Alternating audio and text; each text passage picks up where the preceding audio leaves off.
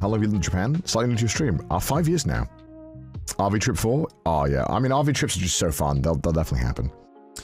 RV trip will always happen. I just love it too much. It's just fun. I saw an interesting post that was, people were discussing that they felt, it was hard to watch our content sometimes because they felt envious, and I felt really bad about it because I was like, oh man. But in the back of my head I was thinking like, because I think someone cited like the RV, it's like, yeah, they get paid to like hang out and go around Japan and do things. And I was like, yeah, that's true. But at the same time, I'm like, there's a lot of stress having to figure out this idea, plan it for a couple of months, and try to like get it all going. And I think during the RV streams, the only bad thing about it, for me personally, is that I'm often just trying to troubleshoot so much that I don't get to enjoy it a lot of the time. And so it's great for like, I think Ludwig, Pete, and Chris have a great time, but for me, I'm like, oh my god, everything's fucking going wrong. I gotta try and fix it. Should I read to I don't mind that. I think it's like it's fair.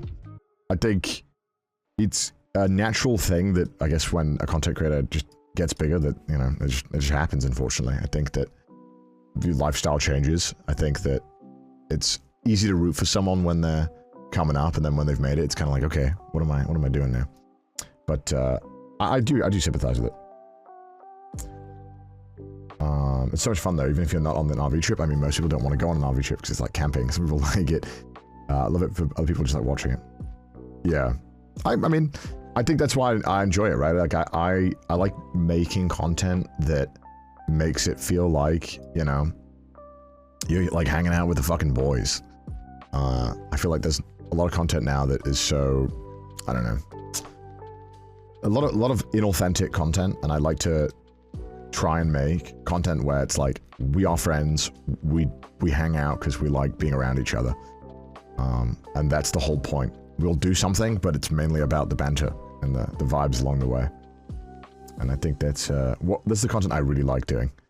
And that's kind of become like, you know, if I can do that, and if the event makes sense to raise money for charity, it's like a super win-win for me.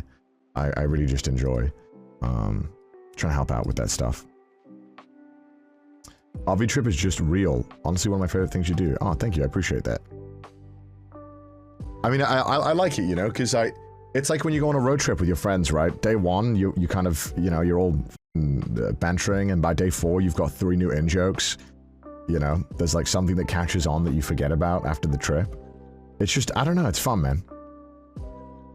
And I try not to make it like, you know, I try not to make it parasocial, but I guess it's hard when like, it's content about just friends and hanging out. And I think people sometimes, you know, you know, there's always points in your life where you feel like you don't, even when I have friends, there are points in my life where I feel like I'm not as close to my friends in that way. But obviously when you're around them, you forget about all that bullshit. It's very weird how our brains work sometimes, I think. We're not friends. No, we're not friends.